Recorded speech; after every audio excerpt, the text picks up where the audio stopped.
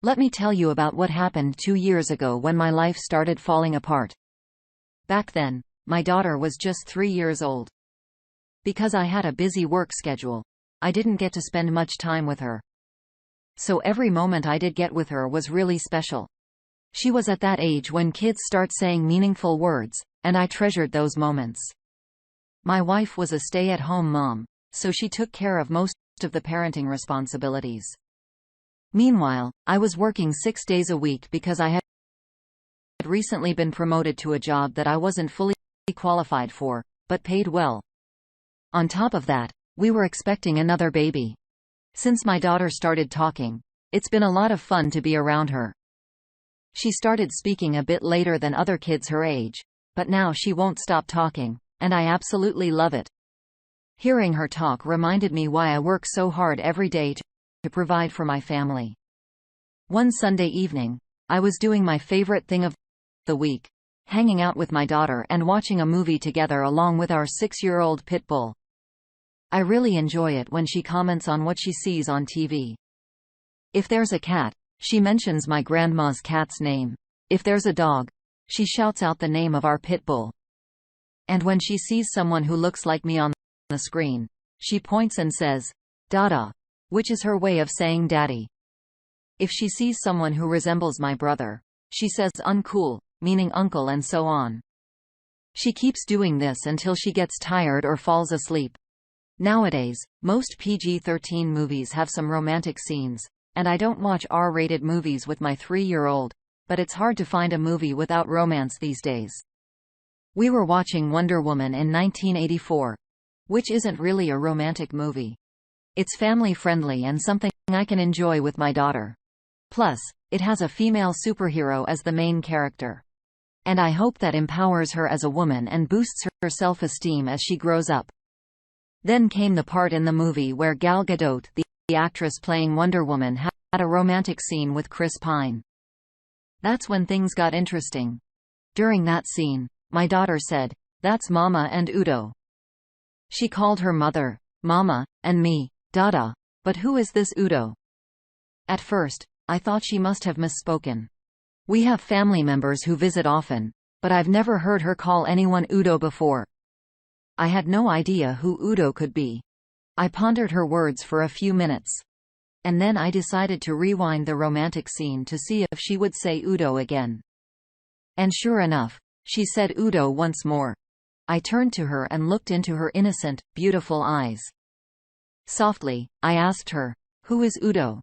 She pointed to the ceiling, which didn't make any sense to me. I thought maybe she was pointing to God or something.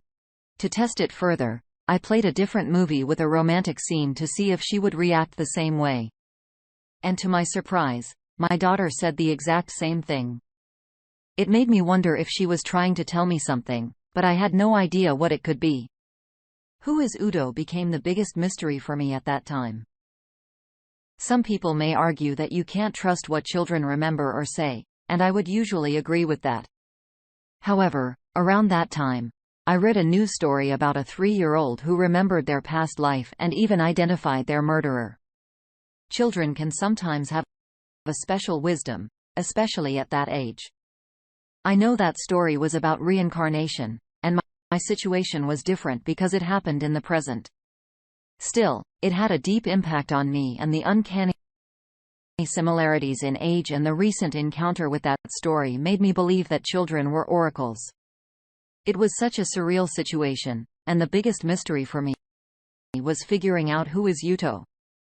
I couldn't possibly ask my wife about Yuto because she might lie to me. Back then, I had complete trust in my wife, expected nothing but honesty from her.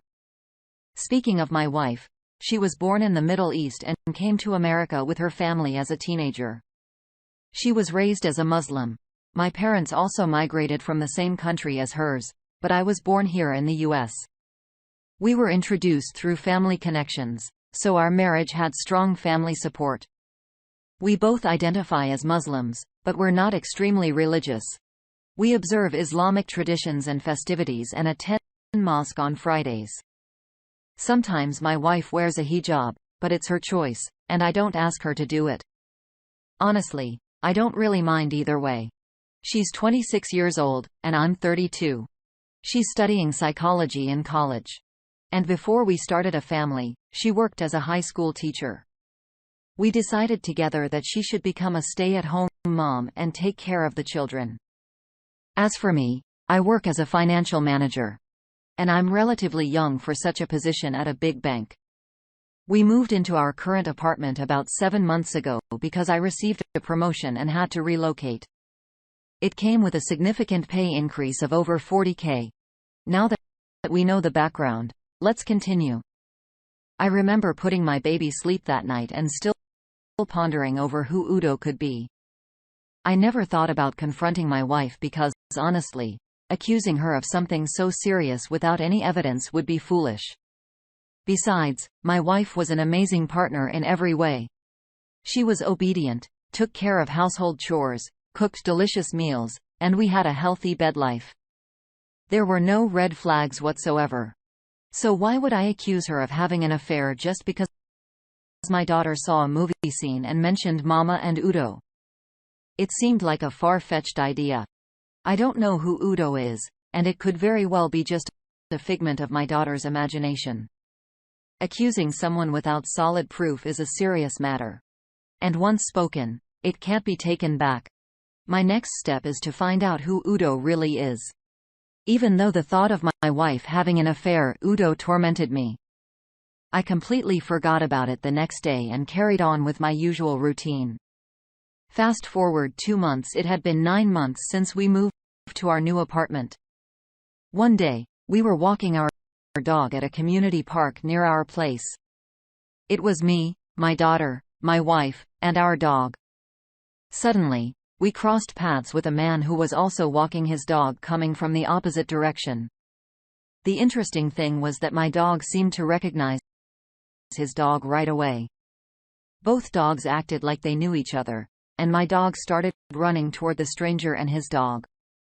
I quickly pulled on the leash to stop my dog. I glanced at my wife, and she was trying her best to ignore what was happening, avoiding eye contact and looking straight ahead. When my daughter saw the man, she called out pseudo.say. She called him with the same familiarity she would use for any of my relatives that she knows. But the man reacted differently. It was as if he didn't know her at all. He ignored us and continued walking, dragging his dog away, acting like a complete stranger who didn't recognize any of us. I made eye contact with the man, politely smiled at him, and he smiled back before continuing on his way. It was such a strange experience that left me needing an explanation. There was an awkward energy surrounding us. Even though the encounter with this stranger lasted only a few seconds, it felt much longer. I looked at my wife again, and she was still looking straight ahead as if she hadn't noticed what had just happened. I asked her who the man was and if we knew him. She responded dismissively, saying he was just an upstairs neighbor, as if she barely knew him. I responded by questioning how our daughter knew his name if he was just an upstairs neighbor. My wife explained that the man had a habit of letting his dog off the leash, and his dog would come looking for our dog. They had interacted several times and he would greet our daughter. It seemed like a reasonable explanation, right? But there was one thing that bothered me. Remember, 2 months ago when my daughter saw a romantic scene in a movie and called out Mama and Udo? That same Udo is the person my daughter just called out to, who turned out to be our neighbor. Coincidence? I don't think so. And when I asked my daughter who Udo was back then, she pointed to the ceiling. Strange, isn't it? Now my wife has confirmed that Udo is indeed an upstairs neighbor. This can't be just a coincidence. Something is going on here, and I was determined to find out what it is. My wife was acting oddly and being secretive. I never thought she would lie to me, and I hadn't caught her in a lie before, but there was a suspicious feeling in the air. We walked in silence for the rest of our walk after the encounter with Udo. I started thinking about all the what-ifs and how my life would be turned upside down if my wife was really having an affair. The idea of my wife being close with another man disgusted me. Even though the evidence was only circumstantial, I felt repulsed by the thought. Before we reached our apartment, My wife noticed my awkwardness and asked me what was going on. I simply replied with nothing and remained silent, lost in my thoughts. When we got home, I abruptly asked my wife the name of the man we encountered. She seemed upset and claimed she didn't know. The sudden question surprised her, and I could tell she sensed that I suspected something, but it wasn't the right time to confront her. I was determined to gather evidence. That's all I could think about the next day. Where there's smoke, there's fire. Right? I went online in search of answers. I found forums where I could share my story and document it so I wouldn't keep it all bottled up inside. Plus, I hoped to find support and maybe someone who had gone through a similar situation and knew how to find out if my wife was having an affair with Udo. Perhaps someone would tell me I was just being paranoid and risking my marriage for no reason. The first thing I needed to find out was the real name of the guy. If his name wasn't actually Udo, maybe Udo was just his dog's name. In that case, my suspicion would fall apart because it's impossible for Mama to be romantically involved with a dog. I also realized that I shouldn't take my daughter's words too seriously. She's only a 3-year-old, and her imagination can run wild. People on the forums suggested hiring a private investigator to uncover the upstairs neighbor's identity. I couldn't go snooping through his mail or follow him myself, due to my busy schedule. Taking time off work to track his movements and find out his profession seemed tempting, but hiring a private investigator would be more convenient, less expensive, and emotionally draining. I found a private investigator online who specialized in infidelity cases. I provided him with the gate code to my apartment and explained my schedule. His first task was to discover the neighbor's name, where he worked, his schedule, and his relationship with my wife. The first week of investigation was stressful. I had to act normal around my wife and go about my daily routine as if nothing was happening. I wanted her to let her guard down and not suspect anything. I made sure to stay at work longer than usual. It was important for me not to harbor any hate towards my wife at this stage. I was still in the process of finding out the truth, and everything was based on speculation and circumstantial evidence. After a week, I met up with the private investigator at a pre-arranged spot to hear his report. He informed me about the man's findings. He discovered that the man's first name is Hugo, but for obvious reasons, I can't disclose his full last name. Hugo is 36 years old. The investigator shared that Hugo was recently divorced, and has 2 kids. He shares custody with his ex-wife, who got the house in their divorce settlement. That's why he's living in our apartment. Hugo has a girlfriend and is into fitness. The investigator revealed that Hugo works as a logistics manager at a distribution company. He has several employees under him, most of whom are female. The investigator presented me with a folder containing pictures of my wife and daughter at the dog park, sitting on the same bench as Hugo while their dogs played around. According to the investigator, their interaction appeared friendly, but he didn't witness any physical contact or signs of affection. So far, things were not looking good for my wife. It was troubling to see my wife lying about not knowing him or his name when there were multiple photos of them chatting together. Now I had strong reason to believe that my daughter was right all along. Hugo sounded a lot like ability that my daughter may have witnessed something inappropriate between them. It still bothers me to this day. We have never engaged in such acts in front of our daughter. Not even when she was just a few months old. We've always kept our displays of affection private. Even though I would describe our bed life as healthy, we aren't the affectionate type outside of the bedroom. The private investigator asked if I wanted him to continue, and I decided to retain his services for 2 more weeks to see if he could uncover any further information. To be honest, I wasn't entirely sure what else I wanted him to find out. There was no way he would catch my wife and Hugo publicly displaying affection unless it was happening in my apartment or his. But I was encouraged by the initial debriefing and wanted to dig deeper. During the debriefing, the following week, the private investigator observed that Hugo seemed to be involved with multiple women. He witnessed him going out with 3 different women, 2 of whom were his employees working under him, which is a violation in most companies. However, the investigator didn't discover anything new about my wife, apart from the fact that she hangs out with Hugo at the park along with our daughter.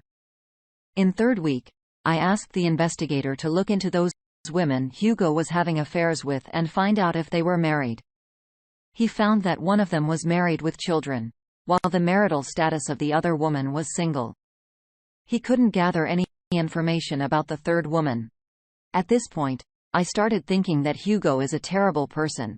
He's sleeping with other people's wives and abusing his authority at work. Moreover, it's highly likely that he's also ducked my wife. I needed more evidence to confirm if Hugo is having a relationship with my wife. I already had proof of my wife lying, but I wanted to know if she was putting my health at risk and potentially jeopardizing the paternity of our child. The investigator provided me with a hidden camera to install in our house, including our bedroom, along with instructions on how to monitor it remotely. In the first week, I didn't see anything suspicious. No signs of Hugo coming to my apartment. The second week yielded the same result. I started considering giving up on the surveillance before my wife discovers the camera. She cleans the entire house every day, making it difficult to maintain its hidden position. I could confront her based on the evidence I already had and file for a divorce, citing her emotional affair as the reason. However, the evidence of infidelity is weak since I only have proof of her lying to me. I could mention what our daughter said, but my wife would deny it, and I don't want to put any strain on their relationship.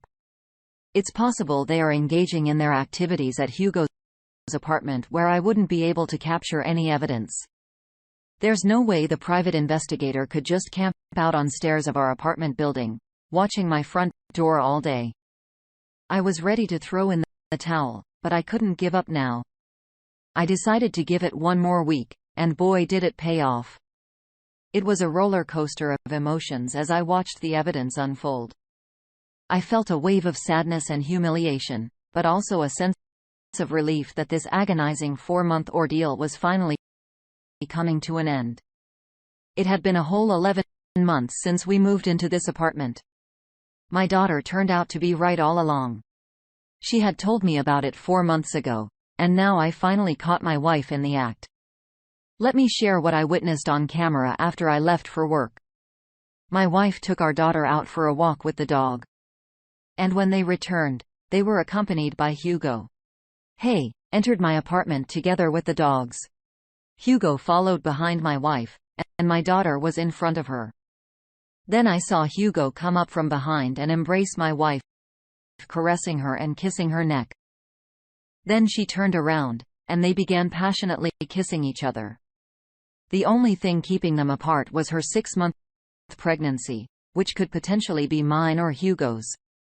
This conclusive evidence gave me the confidence to confront her.